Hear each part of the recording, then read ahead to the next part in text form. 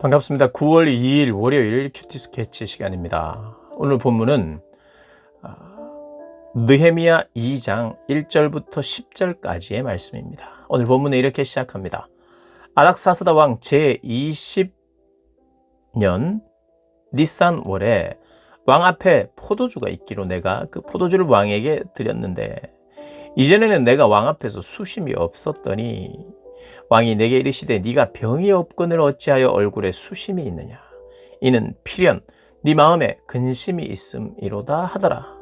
그때 내가 크게 두려워하여 왕께 대답하되 왕은 만세수를 하옵소서.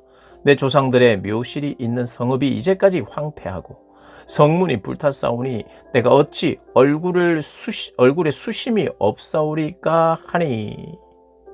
오늘 본문은 이제 느헤미야가 본격적으로 왕과 대화를 시도하고 또 왕에게 부탁하고 또 그 부탁을 왕이 수락하는 그런 내용입니다. 그런데 오늘 본문의 이 아닥사스다 제20년 니산월은요 3, 4월을 이야기합니다. 그러니까 어제 11월에서 12월 사이 그때 슬픈 가운데 이스라엘을 위하여 기도하고 있었던 한 4개월이 시간이 지난 후에 이스라엘 백성들이 참 안 됐다 하고 동정하는 마음이 잠깐 있었다 사라진 게 아니라 4개월 동안 계속 기도했어요. 예루살렘을 바라보면서. 근데 이제 기회가 생겼습니다. 어쩌면 또 지혜롭게 기회를 만드는 것일 수도 있어요. 아마 기회를 만들고 때를 봐서 꼭 해야 될 일이 성사될 때를 기다렸던 것 같아요. 기도함으로. 또 그리고 하나님은 그렇게 기다릴 때 그 때를 만나게 하신 것 같아요. 수심이 있는 얼굴을 왕이 보았습니다. 수심이 있으면 안 되거든요. 왕이 신경 쓰잖아요. 어쩌면 그 시대는 너 왜 얼굴을 붉히고 인상을 써? 자르고 혹은 죽일 수도 있겠죠. 뭐 죽이기까지 하겠습니까마는 신하로서는 올바른 표정이 아니죠. 근데 그것을 대화를 트기 위해서 아마 또 그리고 뭐 수심에 가득 찼기 때문에 뭐 아주 계산적으로 했다고 우리가 봐서는 안 되겠지만 지혜롭게 했다. 4개월 동안 기도하면서 때를 기다렸던 느헤미야가 때를 만났습니다. 솔직히 근심이 있습니다. 너무 죄송합니다, 왕이시여. 왕에게 표를 낸 것을 용서하십시오. 이런 마음으로 이야기를 합니다. 그게 뭐냐? 3절에 성문이 불탔고 내 조상들의 묘실이 있는 성읍이 아직까지 황폐했습니다. 그런데 제 얼굴이 어떻게 근심이 없겠습니까? 이렇게 이야기합니다. 그러니까 왕이 네가 무엇을 원하느냐? 이렇게 이야기합니다. 그러니까 이 왕과 느헤미야의 관계가 좋았던 거예요. 느헤미야를 인정하고 어쩌면 네가 무엇을 원하느냐라고 말할 정도면 평소에 느헤미야에게 뭐라도 해주기를 원하는 마음이 가득 차 있었던 것 같아요. 그 윗사람을 잘 섬겼고 윗사람은 그가 필요한 것을 해주고 싶고 그가 또 예루살렘에 가서 내가 이 성벽을 재건하고 싶습니다라고 말할 때 그것이 꼭 왕에게도 정치적으로 그때 국제 정세에도 나쁠 것은 없었던 것 같아요. 실제로 이 아닥사스다 왕은요 13년 전에 이게 에스라 4장에 나오는데 동시대니까요. 에스라와 느헤미야가 13년 전에 그걸 중단시켰어요.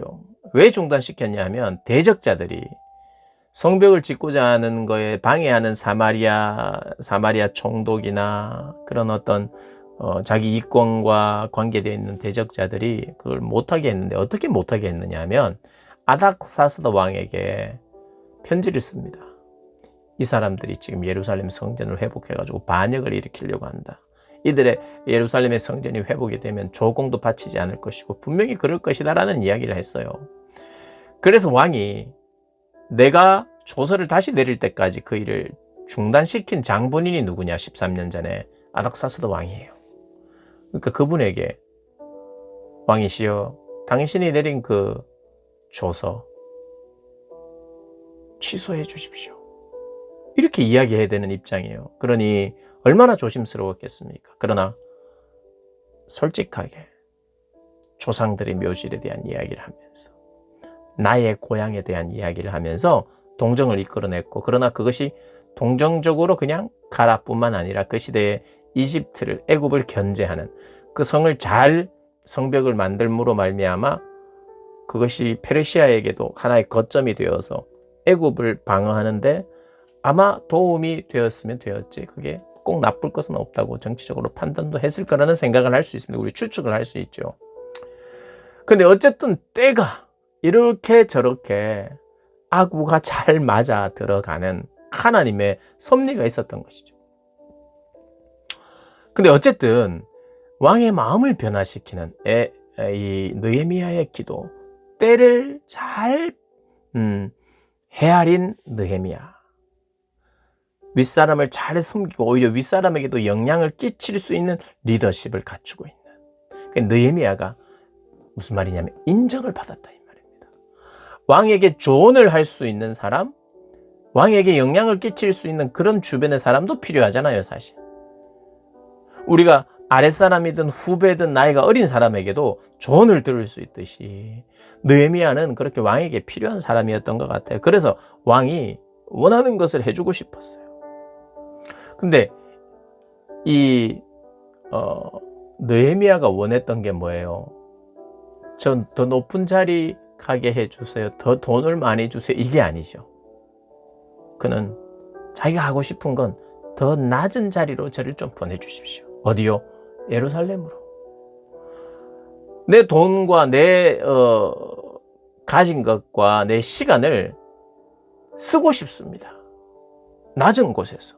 여러분, 그래서 순종은요, 많은 경우가 나는 정말 순종합니다, 나는 결단합니다 이랬는데 돈 많이 버는 곳으로, 집 넓은 곳으로, 내 편해지는 곳으로 나는 순종합니다, 결단합니다, 이런 걸 결단이라고 말하지 않죠. 순종이라고 말하지 않아요. 순종은 대부분이 희생을 감수하고 더 낮은 곳으로 갈 때 결단이 필요하잖아요. 그러니까 느헤미야의 순종은 어떤 면에서 자원했죠. 그리고 그가 원하는 것은 낮은 곳으로 가는 것이었어요. 동족들을 위하여. 이게 우리가 하나님과 교제하면서 하나님으로부터 받게 되는 메시지. 낮은 곳으로 가라. 이 사람들이 못 듣죠. 안 듣죠. 그리고 들어도 순종하지 않는 우리의 본성과는 다르잖아요. 우리의 본성은 높은 곳으로 가기를 원하고 편한 곳으로 가기를 원하지. 더 희생이 필요한, 오늘보다 더 희생이 필요한, 내가 나이가 점점 드니까 점점 더 편한 일을 하고자 하는 것이 우리의 본성일 수 있어요. 내가 이 정도 가졌는데, 이 정도 경력이 있는데 더 낮은 곳으로 가려고 하지 않아요. 그런데 느헤미야는 낮은 곳으로 그렇게 하면서 예루살렘으로 가게 됩니다. 그러면서 치밀하게 이런 이야기를 합니다. 7절에 강서쪽 총독, 우리가 이제 예루살렘까지 가는데 방해하는 사람들이 있을 수 있고 허락 안 하는 사람들이 있을 수 있으니까 왕이 조서를 주셔서 왕이 내게 조서를 주고 왕의 인장이 찍혀있는 조서를 보여주고 통과할 수 있도록, 그리고 8절에 또 왕의 삼림 감독 아삽에게 조서를 내리사 그가 성전에 속한 영문의 문과 성곽과 내가 들어갈 집을 위하여 들보로 쓸 제목을 내게 주게 하옵소서. 나에게 필요한 것들을 좀 제공해 주십시오. 자기를 위해서라기보다는 예루살렘과 백성들을 위하여 하나님의 선한 손이 나를 도움으로 왕이 허락했다라고 말합니다. 자, 왕이 이 모든 것을 허락한 원인이 무엇입니까? 하나님의 선한 손, 하나님의 선하신 능력, 그 능력이 이 모든 것을 가능하게 했다고 합니다. 그는 기도했고요. 하나님이 때를 허락하셨고 그 때에 지혜롭게 반응했고, 그리고 결과를 얻어냈는데 그 결과의 원인은 하나님의 선한 손이라고 신앙 고백하는 거예요. 여러분, 우리의 신앙을 고백한다, 우리가 간증한다, 하나님을 자랑한다는 건 이런 겁니다. 하나님, 내가 기도하고 하나님 때를 구했고 하나님이 기도 응답으로 때도 허락하시고 또 왕과의 그런 좋은 대화를 할 수 있도록. 근데 왕과 왕후가 같이 있었다고 해요. 자, 왕후가 방해가 될 것 같으면 느헤미야는 왕후가 같이 있을 때 이야기하지 않습니다. 그런데 왕과 왕후가 같이 있을 때 이것이 아마 느헤미야가 자기가 원하는 것을 얻기에 더 좋은 상황이었던 것 같아요. 그러니까 왕후도 옆에서 거들었어요. 그래서 결국에는 다 하나님의 선한 손이었다고 간증하고 고백하는 거예요. 나를 도우신 하나님의 선하신 손이 있었다. 그래서 낮은 곳으로 순종했어요. 근데 9절에 기다리는 건 뭐냐 하면 그들의 방해가 있습니다. 예전에 방해했던 10절에 호롯 사람 산발락과 아마 사마리아 총독일 가능성이 있습니다. 그리고 종이었던 암몬 사람 도비야. 이 도비야는 어떤 종이었는데 갑자기 신분이 막 상승한 그런 종이라기보다는 아마도 페르시아의 종, 즉 페르시아의 관료 정도가 되지 않을까. 원래 뭐 종이었다가 그렇게 됐을 수도 있고요. 그러나 현재의 모습은, 현재의 도비야는 어떤 사람이었는가? 페르시아의 어떤 관료였을 것이다. 그래서 사마리아 총독과 이 페르시아의 관료가 이 성벽이 재건되는 것이 자기 이권과 관계가 있어서 근심했다는 거예요. 그래서 이들이 방해를 합니다. 결국에는 희생하여 순종한 이들에게 방해가 이제 생기는 것을 지금 이제 이야기하기 시작합니다. 이제 내일 본문에 그게 나오는데요. 이들은 그들을 방해하는 사람이에요. 하나님 앞에 순종하고 하나님의 선한 손이 있어도 방해하려는 대적자들이 있다는 거 우리가 기억하면서, 그러나 여전히 하나님의 선한 손이 있다는, 그래서 하나님 결국 이겨나가게 하신다는 것 우리가 기억하고 그 하나님을 바라보는 저와 여러분 되시기를 주님의 이름으로 축복합니다.